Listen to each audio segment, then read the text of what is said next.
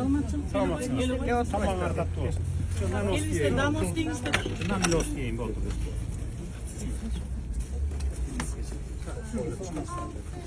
Kança yıldan beri yaşa çöleğiniz bu yerde? 10 yıldan beri yaşadım. 10 yıldan beri. Kimden aldınız öyle yerde? Afrika kollayından algan bir invalidga bir jaran eken. Mümkünçülüğüm yok azыр salганга дегенден андан өз ара келишим менен алгам давернесин негизинде. Давернесин негизинде кызыл китеп менен сатып алдыңыз беле? Жок, кызыл китеп бул жакта эч кимде жок болчу анда. Телефон өчүрүп койчу. Болду. Анан кандай алгансыз? Жөн эле биги кызыл китеби жок эле жерди алып алгансыз. Ооба, кызыл китеби жок, могу жердин баардыгы эле ошо мен сыяктуу эле давернеси менен алынган.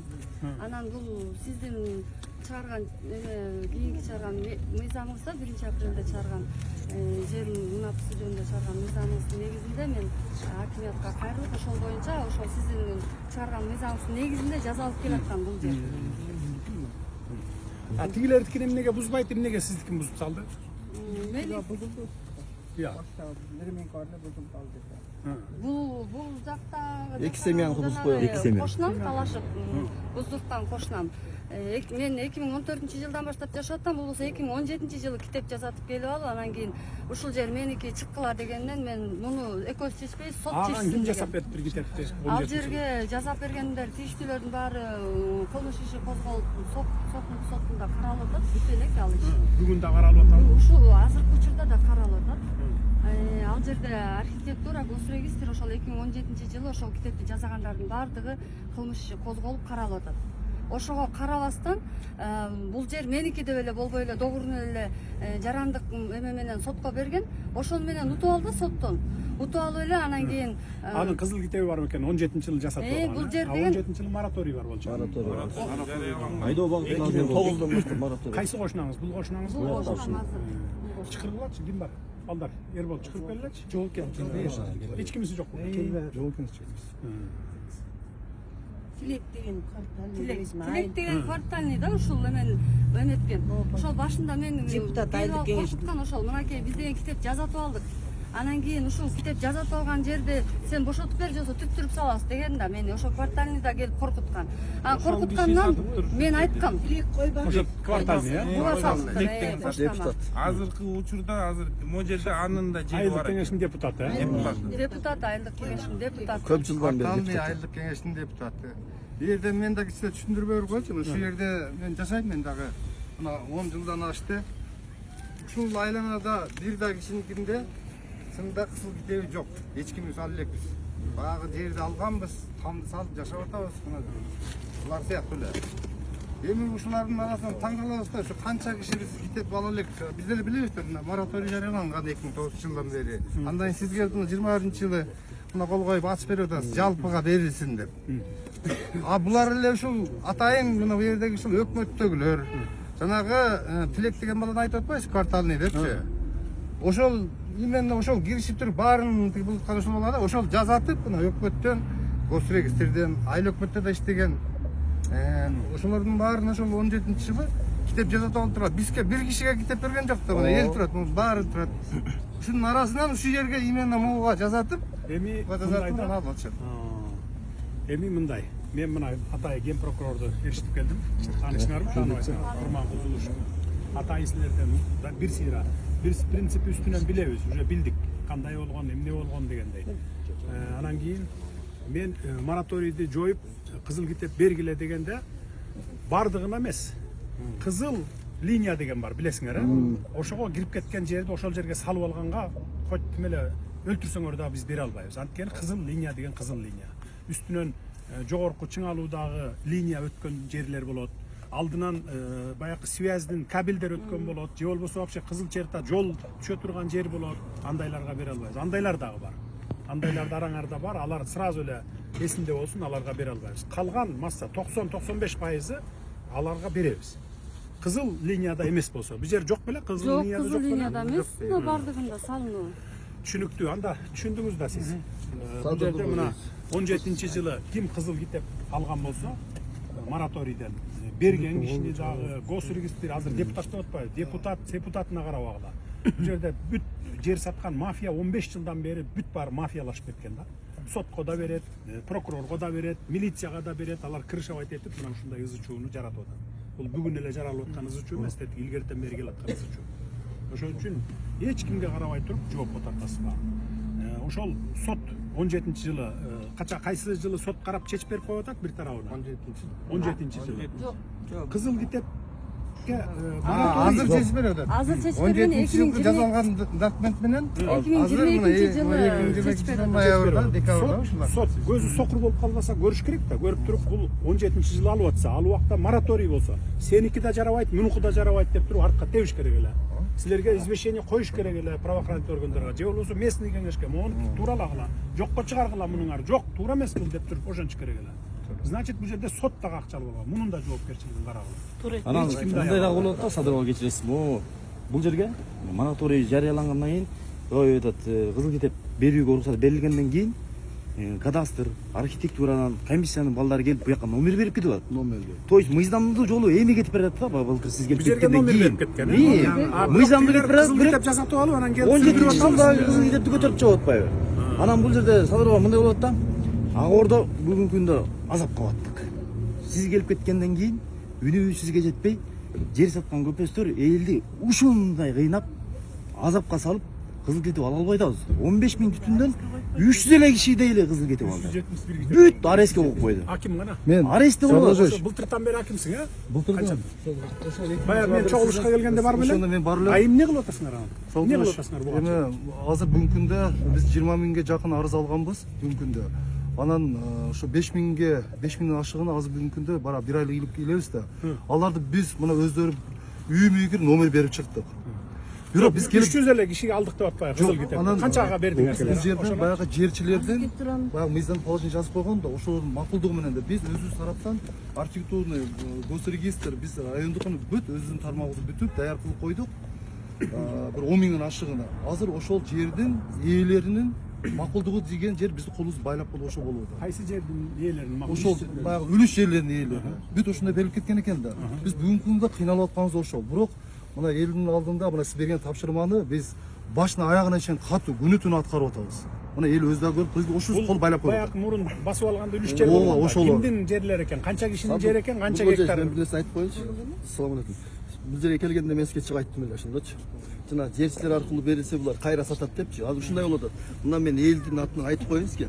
Азыр бул жерде эл кызыл китеп ала албай атканын бир эле ток кетер себебин айтып коеюн. Жанагы өкмөттөн чыккан положенияга ошол жерге 27 пунктка киргизип коюптур да. Жердин ээлисинин макулдугу менен трансформация болсун деп. Азыр бардык документтер даяр болуп, архитектурадан пызууларын да алып, баарыбыз алып, ошол жерге келгенде эле Ошол 15 жыл мурун канча киши экен ошол жерде ушул? мына жерчилер фамилиясынан бери айтып Азыр коеюн. өзүндө 15 миңдей. Жок, 15 миңдей ал басып алып салып алган кишилер жашоочу. Мен жерлерди айтып атам, жер. Жер Бирөөнүн 10 гектар жери, бирөөнүн 100 гектар жери. 900дан ашыраак гектар, общий биздин район боюнча 1618 гектар. Ошонун 900 гектардын ашыгы 15 миң түтүн ушул Агордон Өзүндө турат, өзүндө Өзүндө турат. Эми мага айтты, ушул 9000 гектар канча кишинин жери болгон? 9 гектар. 9 гектар ошол 12 миңден ашыгы үй салынып кеткен, 2 миңден ашыгы 15 миң адам. 15 миң адам. Ошондон Сен мени фундамент. Канча хозяин болгон ушул жерде? 85 адамдай. 85 адам. Буларды биз муну айтып, булар менен жолуктурдум да. Аларды чакырдык, бетме-бет отурдук. Анан кийин айттык, мына жерлерди мына силер ушуну алыпсыңар, эми сатыпсыңар, эми бергиле. Мына бүгүнкү күндө токтоп турлар. Ошол убакта ошол 85 киши сатты беле ошол жерин. Басып алдың, значит болду, акча төлө деп акчаларын алганбы, же алган эмес? алган эми саткан. Баардыгына сатып алган. Бир да киши захват жок. Баары Бүт сатып алган. Алар мындай кылып атат Садыр болду. Азыр жашыл китебинин госрегистрге бар. Мен жумумдан азыраак деген арыз жазып келген. Мен жазбайм деп атат. Болду, түшүндүм. Значит 85 киши мурдакы баягы үлүшүнө тийген кишилер да. Алар силерден акча алган баары. Ал үлүштүн ээлерин мен тактап айтып коеюн. Үлүштүн ээлеринен жана жер саткан аялдар саналуу эле бир 10дой аял. Алар купили продажа кылып сатып алган. Сатып алып элге саткандагын азыр ошол сиз айткан жана колхоздун правоприемниктери эмес. 17 пункт жокко чыгаргыла. 27. Ошол пункт жокко чыкса эле эл бүт алат байке. Сразу эле баарын организовать этип жокко чыгаргыла дагы күнөөлүүлөрдүн бардыгын могу жердеги жанагы бир кишиге эки неме саткан, жер саткан, 2ден 3ден саткан бардыгын жоопко тарткыла. Качан гана ошолорду жоопко тартса, ошондо ушундай из токтойт. Жоопко тартпай, кол ирисине тартат болуп защита кылып карабай койсоңор, ал уже дагы кете берет. Азыр Бул бузулган. Айтпайм, айтпайм аз. Анан мына азыркы кызыл китеп алып айткандар боюнча уруксат берип иште эркинге чейин биз тактап сизге так маалыматтайбыз. Эмне себептен берилбейт, ким алыш керек? Мына түшүнбөдүм. Бизде такталган ана. Дегел бере албай аткан. 27 пункттер жокко чыгарсаңыз берет. 300 Эми анда биз жокко чыгарып беребиз. Баягысын мен аны билген эмесмин да, ошол типтеги Биз ошентип ээлердин кинолот алабыз. алган дегендей. Эртең жокко чыгарып беремин. Неме делена калган 10-15 миң кишинин баарына берилет. Только кызыл линияга кирип кеткендерге бербейсиң. Алар 1000 адам бар. 1000 адам бар. Эми ошол 1000 адамда ызычуу чыгарат. Аны туура түшүнгүлө Анан бере албайбыз. бир нерсени айтып коеюн силерге. Жана десятка линиянын боюнда үйлөр салынганда, үйдү салып бүткөндөн кийин частный компаниялар, мен сизге айтып коеюн. Сиз айтып атпайсыз, мамлекетке өткөргүлө линияны деп. Мына кварталдар частный компанияларды алып келип, элдин линиясына, ошол элдин үйүнүн жанынан десяткалар тартып салган. Азыр ошол десятканын жанындагы красный линияга кирип калган да, ага эл күнөөлүү эмес да. Ошол үйлөр курулуп бүткөндөн кийин жана частный компаниялар келип десятка линиялар тартып салган. Частный компанияны кандай? Мына частный компанияга өткөрөбүз деп турат.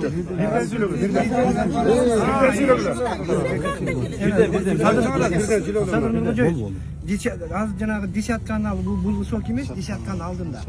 Биз багы сиз келип кеткенден кийин жолду салуу боюнча жолду кеңейтиш керек болгондо, биз эми ошол калган биягында үйлөр туруп калган. Бирок жол салыш үчүн биз ошол линияларды мына үй тарапка жылдырдык жолго. Ал эми ал жерде азыр биз мындай десятка өтүп атат. Ал жерди бияка жылдырайлык десек, жолго чыгып кетет. Бияка жылдырайлык десек, ар бир менчиктин үйүнө кирип кетет. Ошон үчүн жерибиз болгон жерине коюлган бул нерсечи. Муну эл баягы неме чыга элек кезинде эл өзү Жок, оң тарабын под бизнес деп сатып бергенде жол местасын. Кезинде ошондой кылып койгонбуз. Бүгүн азыр ошол күндө жана 1001 деген киши именно ошол десятканын алдында турат. Эми ал азыр десятканы жок кылалык десек, анда светтен кургала турганбыз. Бияка жылдыралык десек, жолдобуз. Биягына киргизелик десек, үйлөргө кирип кетип атат. Ушул дагы бизди алдан тупикке такып атат, жана 1200 адамдын айласын кетип турганда ушул болуп атат да. Эми десятканы башка жактан алып кетелик, башка жакка коелук десек, кое турган башка жеринде жер жок. Балкин бар притык мындай. Биз аны Минэнергияга бул кайра кылганда биз айттык, эми буну Минэнергия чечип берет деп. Минэнергия айттык, алар положениялар барбы? Ушул астына түшүп канча? Эгер бергиле, эгер уруксат берсеңер, биз аны чечим чыгарып беребиз деп аларга жөнөткөнбүз. Эми алар чечпесе биз чече албайт экенбиз. Минэнергия боюнча биз текшергенбиз, маалыматты мен берейин сизге. Баягында сиз тапшырганда бүт текшерип чыкканбыз, азыр менин эсимде жок да. Ушу красный линиялар боюнча бүт ар бир үйдү карап чыкканбыз. Сиз мага барсаңыз да керек элечи, Анан таанып атам да. мен Кулмагул Токторовичтин балдарыңыз келип текшерип алды. Барды. Эл абонент болуп акча төлөп аткандан кийин ошол десятканы сипка белгилери тартып койсо болот да. Жок, балансыга өткөрбөй атпайбы? Мисалы Север Электро келип атат, рахмат. Президенттин тапшырмасы менен бул жак элдин мен айтып берейин. Бул жакты 25 миң жолу эл тартканбыз да, элдин менчиги да. Анан ушуну Север Электро келип, энергия холд начальниги да келди. Президенттин тапшырмасы мамлекетке алалы десе, кээ бир кварталдар бербей атышат. Анан мындай туртуңуз эми. Анан экинчиден Садыр Нуркожоевич бир айтып коеюн, жолду да мен сизден суранган элем, элдин атынан рахмат, асфальт жолубуз түштү. Анан ушунун эки чекесиндеги тротуарны азыркыга чейин бүтүрбөй, азыр көрүп кетсең болот. Топурактарын таштап, кайдагы бир подрядчик фирмаларга мынакей 1 жылдан ашты элге недопста, же тротуар жок. Анан мен баса элеп коеюн, десятка боюнча. Могу оң тарабындагы мурдагы ошол жерчилер менен кварталны аралаштырып, жол болуп аткан местен под бизнес деп сатып берген. Азыр көрсөңүздөр болот. Себеби ошол под бизнес жерден десятканы качырып туруп, булар элдин чекесине тартып салган.